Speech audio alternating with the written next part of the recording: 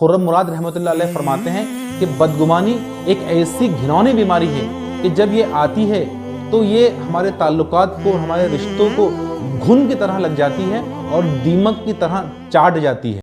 अस्सलामु अलैकुम वरहमतुल्लाह। मस्जिद के बाहर नमाज के वक्त एक शख्स हमको नज़र आया तो हमको ये लगा कि मस्जिद के बाहर खड़ा है और नमाज नहीं पढ़ रहा है। 3 दोस्तों के अंदर 2 दोस्त मुस्कुराते हुए बात कर रहे हैं और तीसरे दोस्त दूर खड़ा है तो तीसरे दोस्त को ये लगता है कि ये मेरा मजाक उड़ा रहे हैं। सास एक बहू के शोहर के साथ बात कर रही है तो बहू को ये लग रहा है कि शायद मेरे बारे में बात हो रही है। किसी शख्स ने हमारी दावत को कबूल नहीं किया है, हमारे घर पर वो नहीं आया है, तो ये हमको लगता है कि ये देखो कितना मुतकब्बिर है, कितना अपने आप को बड़ा समझता है और हमको कोई अहमियत नहीं देता है और उसने हमारी दावत को कबूल नहीं किया है। मस्जिद के अंदर कोई शख्स खुशू और खुजू के साथ नमाज़ पढ़ रहा है या रो रो के दुआएं कर रहा है तो ये गुमान लोगों ने कायम किया तो देखो कितना दिखावा करता है। या कोई शख्स जो खूब माल खर्च करता है, इसके बारे में लोग कहते हैं कि देखो कितना रियाकार है। किसी के घर पर रिश्ता आया लेकिन फिर लड़के वालों ने उस रिश्ते से इनकार कर दिया तो घर वालों को ये लगता है कि शायद किसी ने हमारे ताल्लुक़ से कोई गलत बात इनसे कह दी। हमारे घर में कोई खुशी का मौका आया और किसी रिश्तेदार ने मुबारकबाद नहीं दी तो ये लगता है कि हमारी खुशी इस शख्स को अच्छी नहीं लगती है। किसी शख्स ने हमसे कर्ज लिया था, अब वो लौटाने के अंदर बहुत देरी कर रहा है तो हमको ये लगता है कि शायद इसका हमारा माल हड़प कर जाने का इरादा है। तो दोस्तों, इस तरह की कितनी बदगुमानियाँ हैं जो आज हमारे सोसाइटी का हिस्सा बनी हुई है, बहुत आम हो चुकी है। देखिए, ये अखलाकी बुराइयों पर जितनी हम बात कर रहे हैं तकरीबन 6-7 वीडियोस में, असल में इसकी ज़रूरत इसलिए है कि तमाम जो अखलाकी बुराइयां हैं इनका दुनियावी नुकसान भी बहुत है और आखिरत में भी इनके ताल्लुक़ से बहुत सख्त पूछ होनी है। लेकिन मामला ये है कि आज इन बुराइयों को बहुत ईजी समझ लिया गया है, इवन ये कभी कभी इनको बुरा भी नहीं समझा जाता है। यही वजह है कि बेनमाजी भी इसके अंदर हमको मुलव्वस नज़र आते हैं और जो लोग नमाज़ पढ़ते हैं, जो लोग दीनदार जाने जाते हैं, वो लोग भी इन बुराइयों के अंदर मुब्तला है। बदगुमानी क्या है? देखिए, जब हम बग़ैर इल्म के, बग़ैर किसी तहकीक और दलील के किसी और शख्स के बारे में कोई गलत अंदाज़ा या कयास कर लेते हैं, कोई गलत राय कायम कर लेते हैं तो इसे बदगुमानी कहते हैं। मसलन जैसे मैंने अभी आपके सामने मिसाल पेश की कि एक शख्स दूसरी मस्जिद में पहले नमाज़ पढ़कर आ गया है, अब वो किसी और काम से मस्जिद के बाहर खड़ा है, हालांकि वो नमाज़ पढ़ चुका है बाजमात, लेकिन कोई शख्स उसके बारे में सोच रहा है कि भाई देखो कैसा बेनमाजी है, मस्जिद के बाहर खड़ा है लेकिन नमाज नहीं पढ़ता है। तो ये बदगुमानी की एक मिसाल है। आप देखें, खुर्रम मुराद रहमतुल्लाह अलैह फरमाते हैं कि बदगुमानी एक ऐसी घिनौनी बीमारी है कि जब ये आती है तो ये हमारे ताल्लुकात को और हमारे रिश्तों को घुन की तरह लग जाती है और दीमक की तरह चाट जाती है। यही वजह है कि बुखारी की हदीस है कि अल्लाह के नबी सल्लल्लाहु अलैहि वसल्लम ने इरशाद फरमाया, बदगुमानी से बचो, ये एक बदतरीन झूठ है। आप देखें कि दूसरे जो हम गुनाह करते हैं बहुत सारे, तो वो वक्ती तौर पर होते हैं, वो गुनाह हमने कर लिया बस वो ख़त्म हो गया। लेकिन ये जो बदगुमानी का वबाल होता है, ये जो गुनाह होता है, ये हमारे सोच का इसके अंदर दखल होता है। यानी किसी के ताल्लुक़ से जब हम बदगुमान होते हैं, कोई गलत राय और एक अंदाज़ा कायम करते हैं तो वो 24 घंटे हमारे जहन में रहता है, हमेशा हमारे जहन में रहता है। और जब भी वो शख्स हमको नज़र आए हम उसके बारे में वही सोचते हैं। यानी ये गुनाह 24 घंटे वाला ये गुनाह है और ये गुनाह का जब हम शिकार होते हैं तो हमारे रिश्ते, हमारे ताल्लुकात इससे बहुत मुतासिर होते हैं। मोहब्बतें नफ़रतों में बदल जाती है, दूरियां आपस में बढ़ जाती हैं, दुश्मनियां पैदा हो जाती है।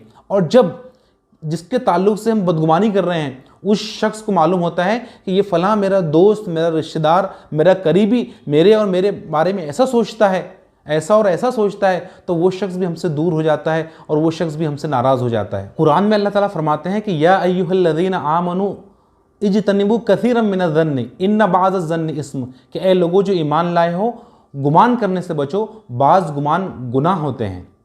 आप देखें, इमाम इब्न हजर फरमाते हैं कि बदगुमानी का शुमार कबीरा गुनाहों के अंदर किया गया है जिससे बचना लाजिम और मलजूम और बेइंतहा ज़रूरी है।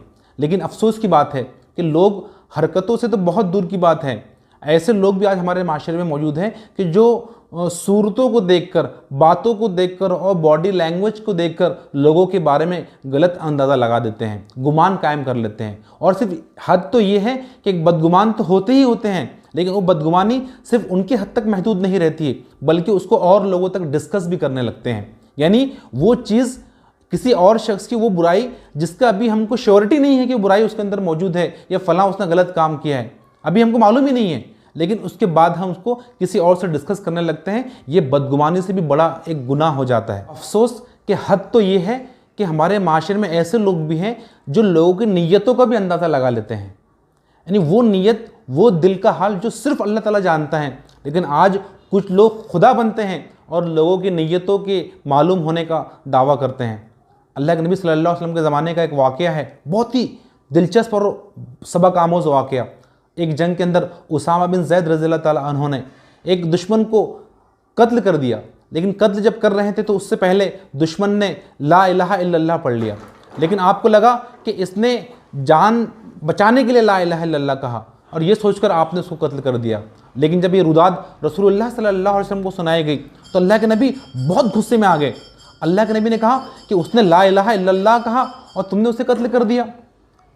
फिर उसामा बिन ज़ैद ने कहा कि अल्लाह के रसूल, उसने जान बचाने के लिए ला इलाहा इल्लल्लाह कहा। अल्लाह के नबी ने फिर कहा कि उसने ला इलाहा इल्लल्लाह कहा और तुमने उसे कत्ल कर दिया। ऐसा अल्लाह के नबी मुसलसल कहते रहे और आखिर में ये कहा कि उसामा, तुमने उसका दिल चीर के क्यों नहीं देख लिया कि वो ला इलाहा इल्लल्लाह दिल से कह रहा था या फिर दिखावे के लिए और जान बचाने के लिए कह रहा था। लेकिन दोस्तों, आज आपको इस बात से इत्तेफाक नहीं है कि कितनी मरतबा ऐसा होता है कि हम लोगों की नीयतों के बारे में शक करने लगते हैं, लोगों की नीयतों के बारे में बदगुमान हो जाते हैं। ये बदगुमानी इतनी बुरी चीज़ है कि अल्लाह के नबी सल्लल्लाहु अलैहि वसल्लम ने अपने अमल से ये बात हमको सिखाई है कि बदगुमानी का करना तो बहुत दूर की बात है, किसी और के ताल्लुक से गलत गुमान कायम करना या अंदाज़ा कायम करना, हम ऐसा कोई अमल ना करें कि जिसकी वजह से दूसरा भी बदगुमान हो जाए। समझ सकते हैं आप इस बात को कि हमारा कोई ऐसा अमल ना हो, हमारी कोई ऐसी हरकत ना हो कि सामने वाले को हमारे ताल्लुक से बदगुमान होने का मौका मिले। आप सल्लल्लाहु अलैहि वसल्लम मस्जिद नबवी के अंदर एतिकाफ में बैठे हुए थे। आपकी बीवी हज़रत सफ़िया रज़ियल्लाहु ताला अन्हा आपसे मिलने के लिए आई, तो वापसी में आप उनको छोड़ने के लिए गए, घर पर ड्रॉप करने के लिए गए।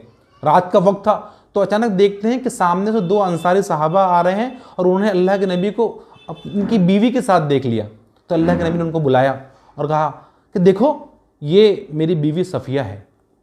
तो दो सहाबा परेशान हो गए, हैरत में बढ़ गए। कहा कि अल्लाह के नबी, क्या हम अगर गुमान करना है, बदगुमान करना है, बदगुमान अगर होना है तो हम आपके ताल्लुक से बदगुमान होते हैं कि नौज़ुबिल्लाह आप किसी और औरत के साथ, खातून के साथ नज़र आ रहे हैं। अल्लाह के नबी ने कहा कि देखो, शैतान तुम्हारे जिस्म के अंदर खून की तरह गर्दिश करता है, तो मुमकिन है कि तुम्हें वो कोई गलत ख्याल के अंदर मुब्तला कर लेता।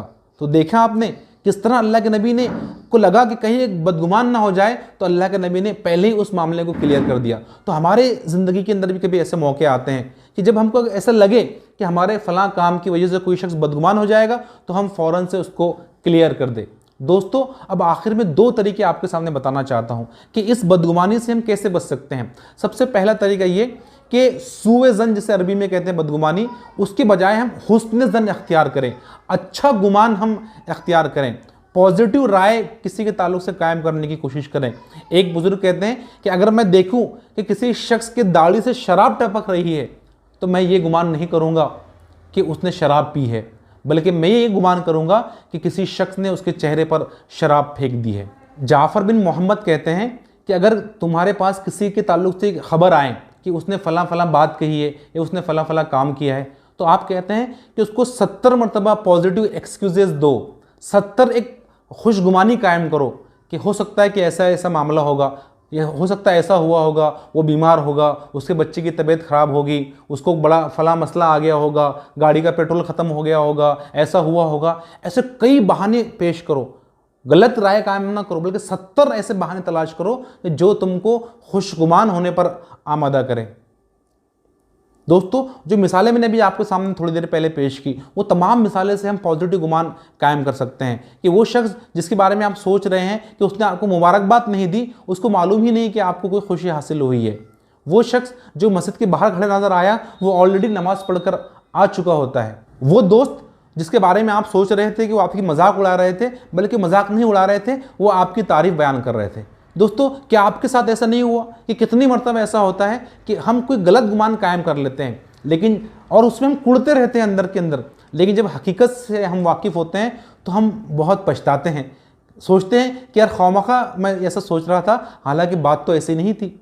दूसरी जो तरीका है जिससे हम बदगुमानी से बच सकते हैं, ये बहुत सारे उलमा इकराम और दीगर हमारे असलाफ ने ये तरीका बताया है कि हम एक तय करें, अपने आप को कहें, अपने नफ्स को कहें कि जब भी मेरे अंदर किसी के ताल्लुक से बदगुमानी कायम होंगी, मैं फ़ौरन से जाकर उससे बात कर लूँगा और उसको या तो क्लियर कर लूँगा या उसको बता दूंगा कि मैं तुम्हारे बारे में ये सोच रहा था। तो ऐसा ज़्यादा दिन नहीं चल पाएगा।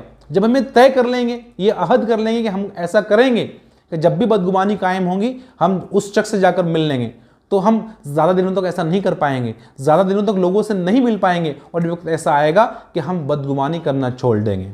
जज़ाकल्लाह, शुक्रिया।